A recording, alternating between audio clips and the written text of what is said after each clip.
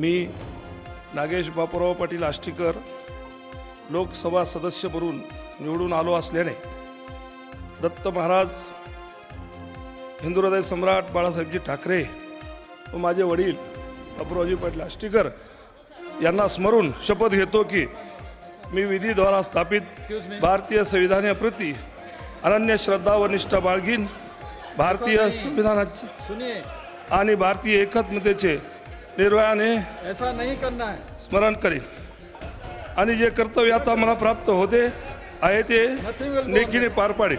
ऐसा नहीं करना, जो दिया गया है नीचे जो रखा है मराठी में वही पढ़िए। थँक्यू। ओके।